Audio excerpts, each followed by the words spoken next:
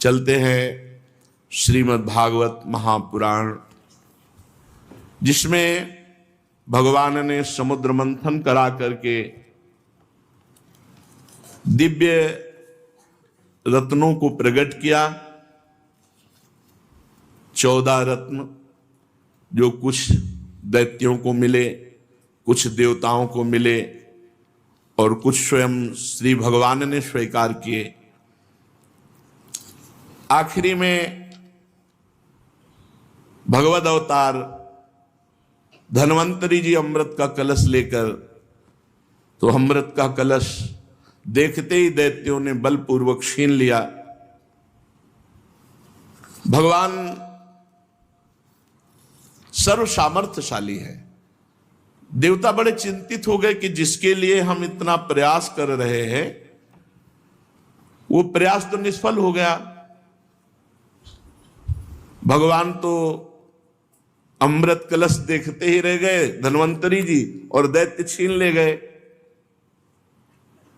भगवान ने कहा तुम चिंता मत करो, मैं अभी अमृत तुम्हें पान कराता हूं। इससे एक बल मिलता है। साधक जब साधना करता है तो उसकी साधना को बाधा पहुंचाने के लिए माया उसकी पहुंचते पहुंचते हटा देती है। जैसे सब कुछ हो गया, अमृत निकल आया, पर पीने को नहीं मिला, दैत्य ले गए। तो भगवान की यदि आश्रित है तो कोई भी बाधा उसे परास्त नहीं कर सकती। सीम की चाप सके को ताशु, बड़ रखवार रमापति जाशु। भगवान ने मोहिनी रूप धारण किया और स्पष्ट भगवान ने कहा कि देखो, हम कुलटा हैं, स्वच्छंद चारणी हैं, हम पर विश्वास न करना। और मुस्कुराकर स्त्री सुलभ कटाक्ष, ऐसे सुंदर कि भगवान शंकर मोहित हो गए थे। सोचो, पास में त्रिपुर सुंदरी अंबा रहती हैं, त्रिपुर सुंदरी हैं, त्रिभुवन में कोई सुंदर अंबा जैसा नहीं है। तो अंबा पास में रहती हैं तो भला वो सुंदरता से मोहित क्या होने वाले। पर भगवान की ऐसी सुंदरता थी कि भगवान शिव मोहित हो गए। तो ये दैत्य बेचारे कैसे नहीं मोहित हो जाते। इन्होंने अमृत कलश हाथ में दे दिया। भगवान ने कहा उचित और अनुचित जो भी हम करें तुम हमें दोष नहीं दोगे, तो हम अमृत कलश में अमृत बांटने के लिए तैयार हैं। दैत्यों ने कहा नहीं टोकेंगे। पहले भगवान दैत्यों की तरफ से गए, पर नेत्रों के कटाक्ष से बांधते हुए अमृत किसी को नहीं पिलाया। पर जब देवताओं की तरफ पंक्ति में गए, दोनों पीठ की पंक्तियां बैठा ली थी कि एक दूसरे को देख न सके। बड़ी रफ्तार से भगवान पिलाते चले जा रहे, तो दृष्टि दैत्यों की तरफ थी। इतने में राहु नाम का एक दैत्य ने सोचा कि आखिरकार हो क्या रहा है। उसने देखा, तुरंत मुड़ना ही था, ऐसे किया सो सूर्य चंद्रमा के बीच में था। सूर्य चंद्रमा ने कहा प्रभु ये राहु दैत्य। भगवान ने सुदर्शन चक्र का प्रयोग किया, जिससे अमृत अभी नीचे नहीं उतर पाया था, तो नीचे तो मृत हो गया, ऊपर का दिव्य हो गया। अमृत पान करके वो आज भी सूर्य और चंद्रमा को, पूर्णिमा और अमावस्या को ग्रहण लगते हैं। पूरा अमृत पिला दिया देवताओं को, कलश सामने फेंका दैत्यों के, और अपने स्वरूप में आ गए। अरे उनका ये तो हरि है, हमारे साथ तो बड़ा धोखा हुआ। भगवान गरुड़ को बुलाया, गरुड़ पे बैठे उड़ गए। अब देवता और दैत्यों में भारी युद्ध प्रारंभ हो गया। परम पुरुष भगवान की अहेतुकी कृपा से देवताओं में कोई घबराहट नहीं थी, क्योंकि अमृत पान कर चुके थे। नवीन उत्साह का संचार, विविध प्रकार से दैत्यों और देवताओं का युद्ध हुआ। बलि ने कहा इंद्र, जो लोग काल शक्ति की प्रेरणा से अपने कर्म के अनुसार युद्ध करते हैं, वो जीत और हार, यश और अपयश और मृत्यु इनकी परवाह नहीं करते हैं। इसी से ज्ञानी जन इस जगत को काल के अधीन समझकर ना तो विजय होने पर हर्ष से फूल उठते हैं और ना तो अपकीर्ति, हार और मृत्यु होने से शोक के वशीभूत होते हैं। तुम लोग तत्वज्ञानी नहीं हो, इसलिए फूल रहे हो कि अमृत पी लिया है। तुम लोग अपने को जय पराजय आदि का कारण कर्ता मानते हो, इसलिए महात्माओं की दृष्टि से तुम सोचनी हो। हम तुम्हारे मर्म स्पर्शी वचन स्वीकार ही नहीं करते, फिर हमें दुख क्यों होगा। प्रहलाद पुत्र विरोचन, पुत्र बलि, इतने महाभागवत है। सुखदेव जी कहते हैं वीरवर बलि ने इंद्र को फटकारा, बलि की फटकार से इंद्र कुछ झेप गए। फिर वीरों का मान मर्दन करने वाले बलि अपने धनुष को कान तक खींच खींच कर बहुत से बाण इंद्र को मारे। इंद्र का अत्यंत तिरस्कार किया, पर इंद्र मरने वाले तो है नहीं, क्योंकि अमृत पी चुके हैं। भगवान ने दैत्यों को अमृत क्यों नहीं पिलाया, मेहनत करवाई? क्योंकि उनको पता है कि इनके पक्ष में मृत संजीवनी विद्या जानने वाले शुक्राचार्य हैं। एक भी दैत्य मरा नहीं रहेगा, जहां मरता मृत संजीवनी डाल देते हो। देवताओं के पास ये थी नहीं, क्योंकि दैत्य गुरु शुक्राचार्य जी को ये पता थे, दूसरे को पता नहीं है। तो इसीलिए भगवान ने विचार पूर्वक कि इनके पास मृत संजीवनी विद्या है और इनको अमृत पिला देते हैं, दोनों समान हो जाएंगे। देवराज इंद्र और बलि का बहुत समय तक युद्ध हुआ।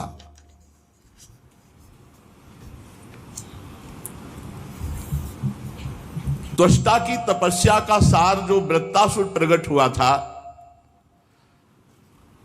इंद्र ने कहा मैंने वज्र के द्वारा उसको मार डाला। अनेक दैत्य जो बहुत बलवान थे, किसी अस्त्र शस्त्र से नहीं मरते थे, उनको मृत्यु के घाट इसी वज्र से उतार दिया। वही मेरा वज्र ये नमुचि नाम के दैत्य को क्यों नहीं मार पा रहा? ये ब्रह्म तेज से बना हुआ वज्र इसके गले में खरोच भी नहीं कर पा रहा।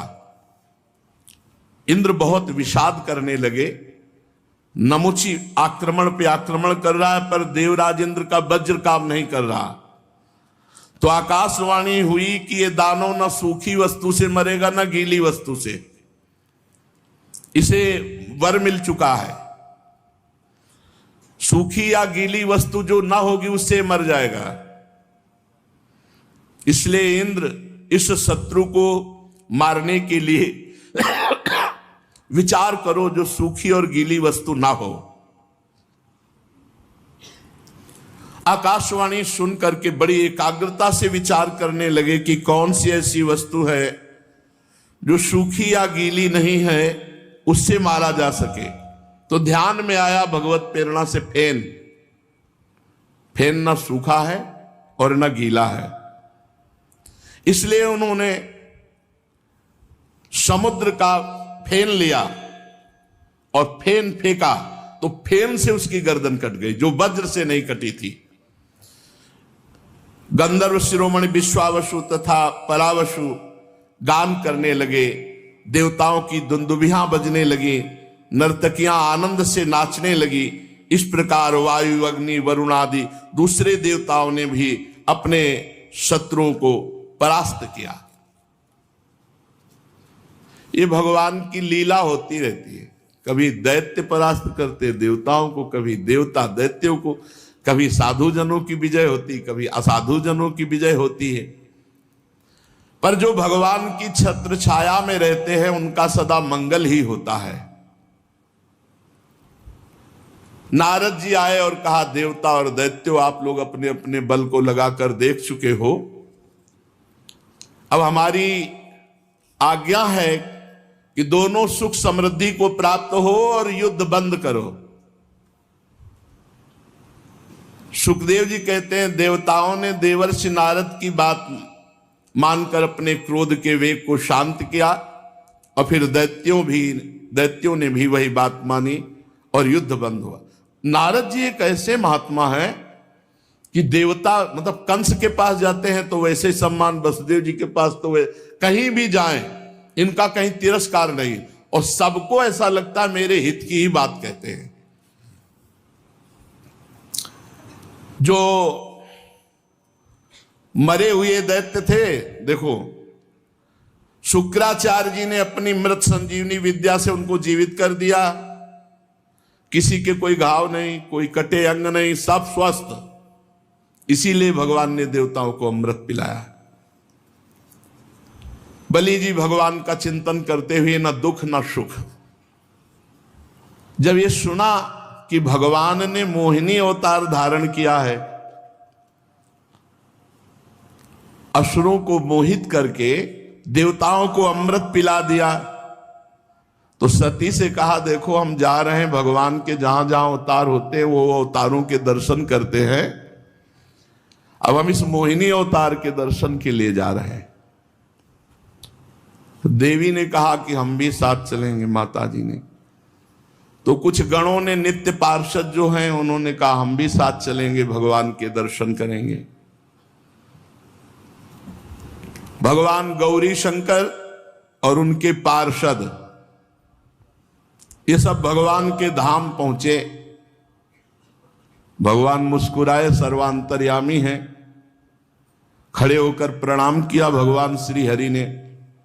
विराजो महाराज, आज ये शिव परिकर कैसे पूरा आगमन हुआ, कारण क्या है?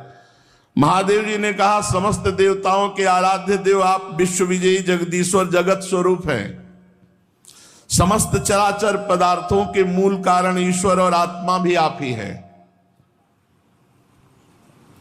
इस जगत का आदि अर्थात प्रकट करने वाले, मध्य अर्थात पालन करने वाले, अंत अर्थात प्रलय करने वाले आप ही हैं। आप अविनाशी हैं, आप हमारे स्वरूप हैं, आप दृष्टा दृश्य, भोक्ता भोग भाव से रहित है। वास्तव में आप चिदानंद मात्र ब्रह्म हैं। प्रभु, ये हमने आपका अवतार सुना है, मोहिनी अवतार।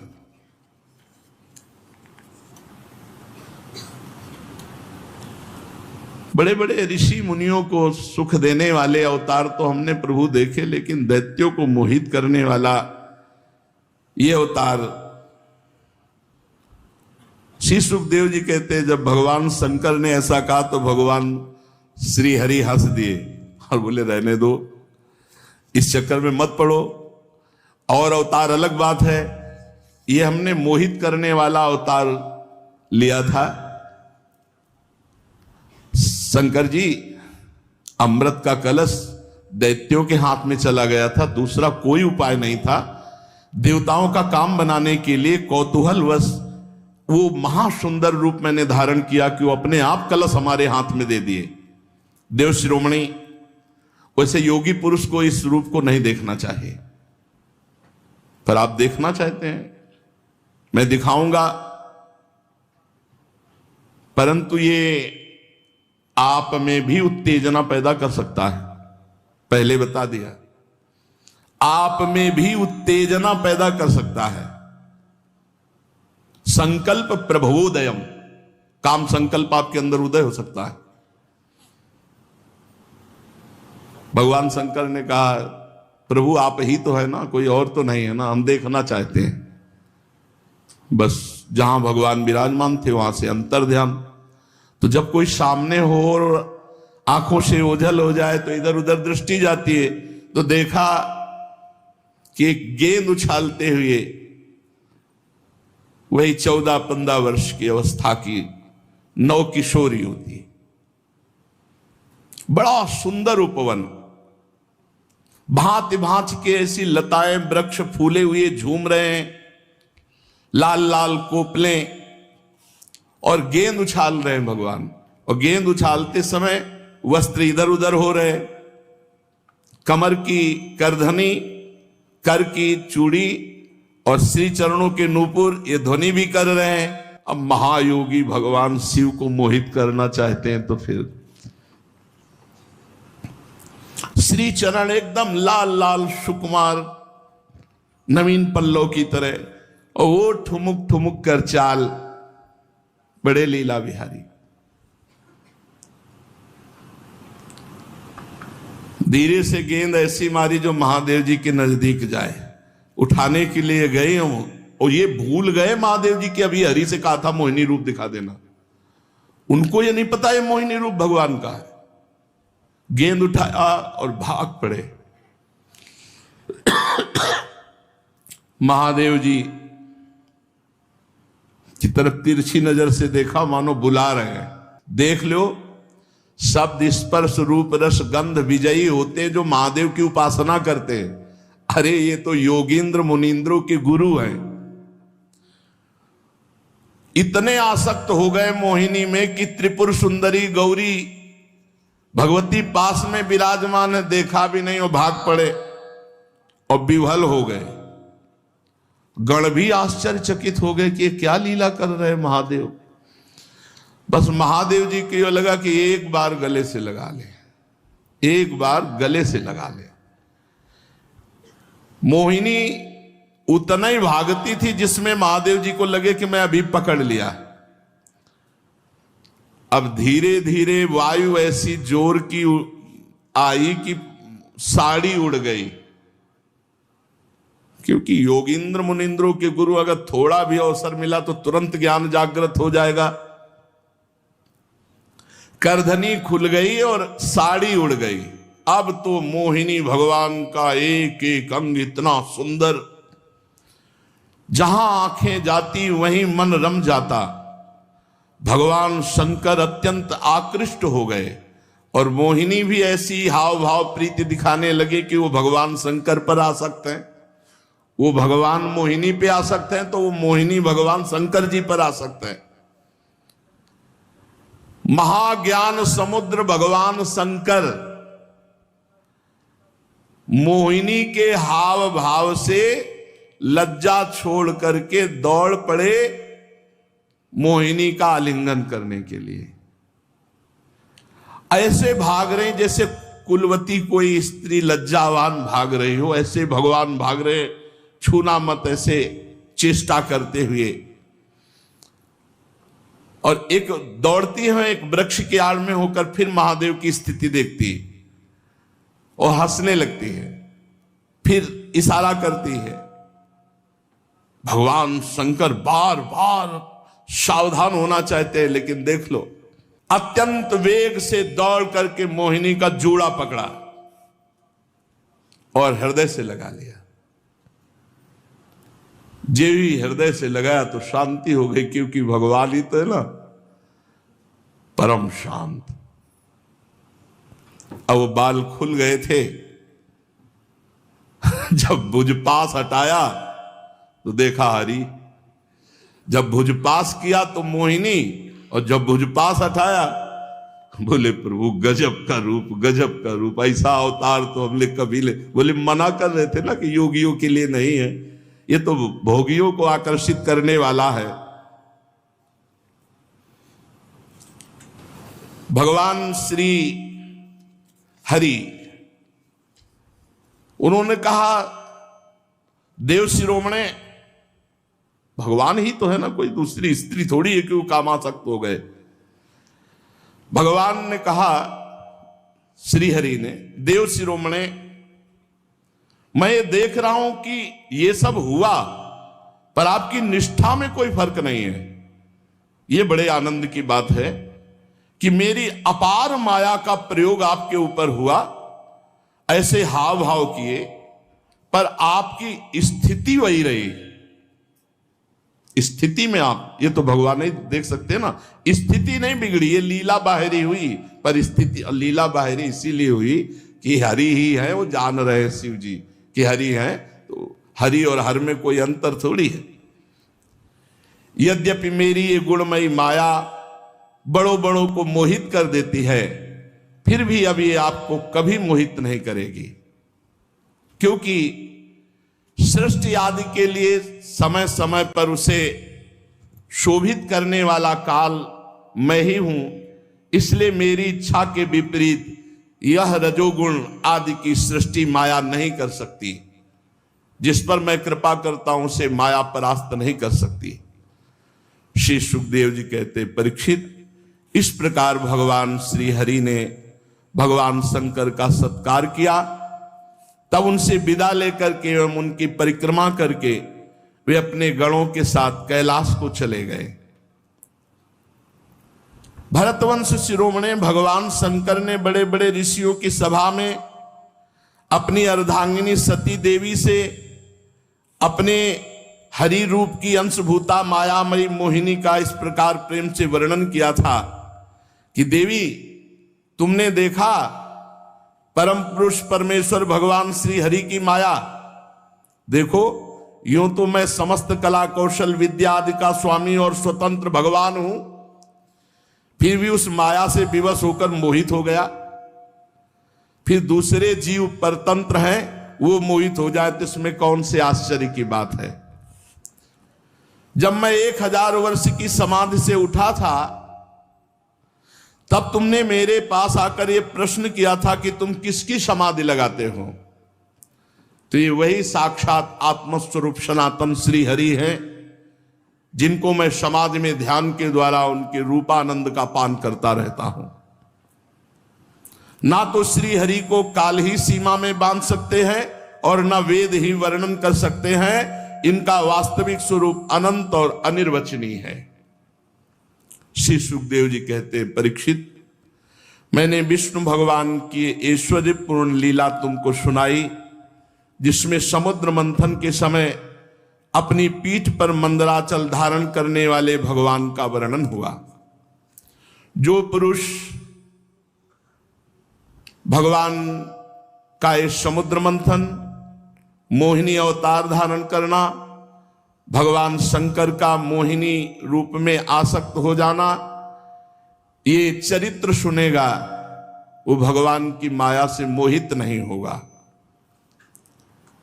ये लीला संसार के समस्त क्लेश मिटाकर बिना परिश्रम के भगवत प्राप्ति कराने वाली है।